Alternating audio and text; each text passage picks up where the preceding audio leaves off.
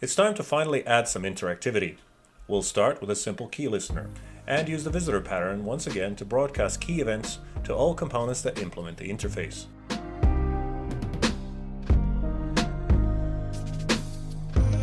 Next, we add something that will read these events and act accordingly. In this case, it will be a simple driving component called tank key driver.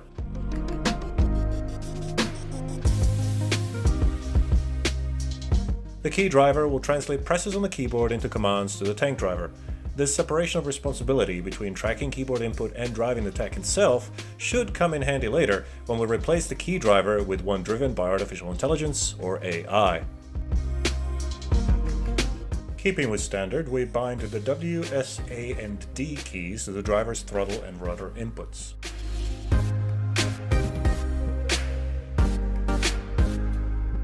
The driver has a list of states for each direction, such as move forward, turn left, and so on, and an individual function that is called for each state.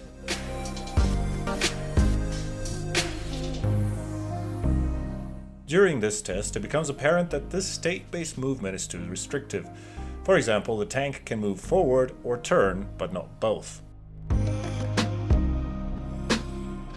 Instead, we need to create a more general set of states, called simply moving and idle. This way, we can combine the code for driving and turning into a single function. In other words, while in the moving state, the tank will be able to move and turn at the same time.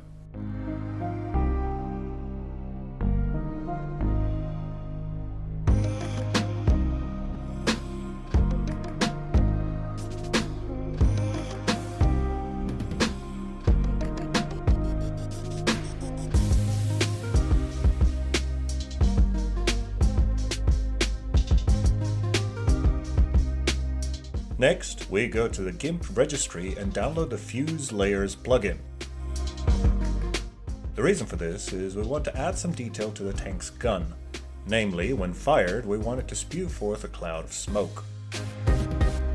We achieve this by creating an animated sprite image. This is where the plugin comes in handy. Fuse Layers takes all layers in your image and puts them side by side in a ready-made sprite image. Now, we update our Sprite class to handle multi-frame sprites. This is done by changing the way it calculates the final rendered UV coordinates. The sprite now has a number of rows, columns, a frame count, and the current frame index. Next, we create a separate component to animate our sprite, and call it the Sprite2D Animator. The animator will keep track of time and update the current frame index of the sprite. And finally, we attach the new muzzle flash to the tank's gun, by creating a new entity, adding the sprite and animator, and attaching the node to the gun's entity. With our new sprite drawing and animating correctly, we now want to add a degree of control to it. In particular, we want the muzzle flash to only start when triggered, and of course to stop when finished. We achieve this by adding some extra options to the sprite animator that specify what it should do after the last frame. Finally, we upgrade our scene tree to take into account enabled and disabled branches. This is done by adding an isEnabled flag to the entity and component class. The Game2D visitor and update loop will now skip any disabled components, and in the case of entities, will skip all their descendants as well. Missing ammunition notwithstanding, our new tank can now move and fire its gun, and we are one step closer to a complete game.